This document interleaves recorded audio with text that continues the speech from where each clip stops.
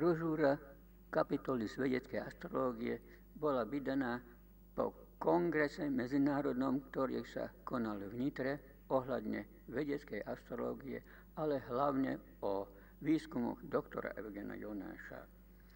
Poukazovala sa na tom, že medzi vesmírom a ľudským telom je súvis a síce pozdĺžná os srdca je vyklonená zo svojho zmyslej polohy o 23 stupňov a tento istý stupeň zbiera svetový rovník s ekliptikou.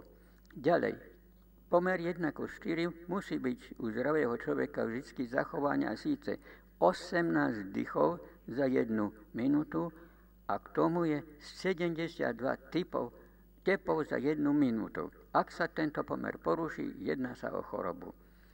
Je aj ďalšia zaujímavosť. Každý jeden vedec hovoril zo svojho odboru, ako sa môže vedecká astrológia tam uplatniť.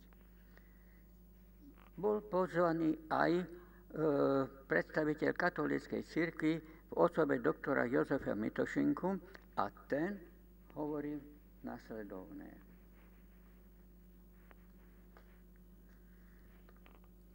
Encyklika Humane Vitae a objavy doktora Jonáša a nakoniec povedal, výskumy doktora primára Eugena Jonáša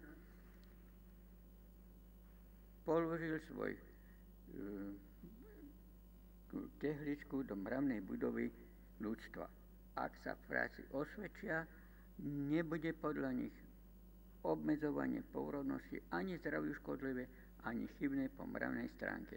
Patrí mu preto vďaka. Mimochodom, encyklika Humane Vitae už sa zaoberala aj Jonášovými metodami.